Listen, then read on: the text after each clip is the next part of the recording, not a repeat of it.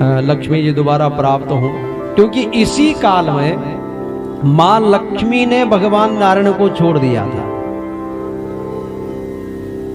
दुर्वासा का जैसे श्राप मिला तो मां लक्ष्मी ने कहा कि अगर मैं रहूंगी तो फिर ये बर्बाद कहां से होंगे। इसलिए मां लक्ष्मी भगवान के चरण दबा रही थी, तो मां लक्ष्मी ने कहा, बोले नारायण आपसे एक बात कहना चाहती हूँ। बोले क्या? मैं आपको छोड़ करके जा रही हूँ। भगवान नारायण ने कहा, बोले कुछ अच्छी बात कर लेती, ये कौन सी बात हुई सीधे सीधे कह रही मैं छोड़ के जा रही हूँ। बोले क्या बात हो गई?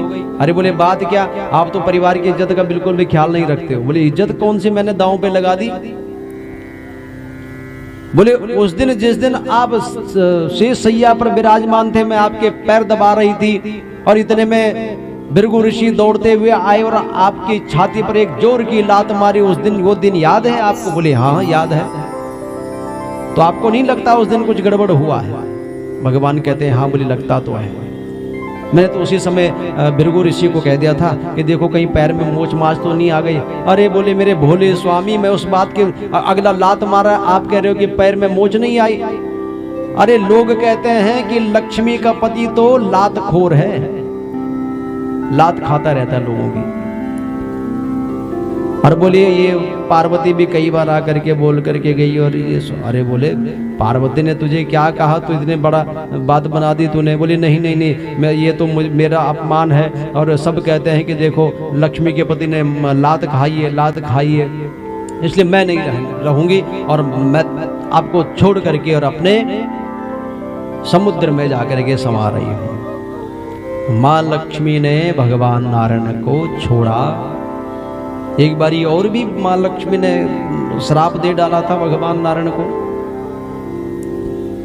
भगवान नारायण को कहा था, बोले तुम्हारी गर्दन कट जाए।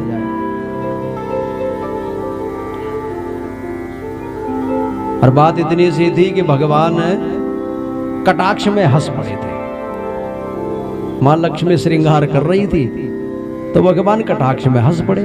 और जब हंसे तो मां लक्ष्मी ने पूछा, बोले आप हंस क्यों रहे हो?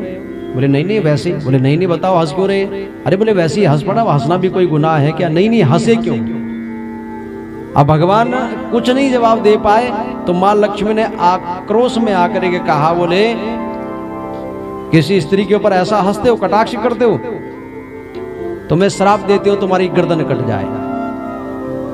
और भगवान की गर्दन धनुष के जो प्रत्यंचा होती है, जो धागा होता है, उसके द्वारा भगवान की गर्दन कटी थी। और भगवान को फिर हयग्रीव अवतार धारण करना पड़ा था। घोड़े की गर्दन लगी थी, घोड़े की गर्दन।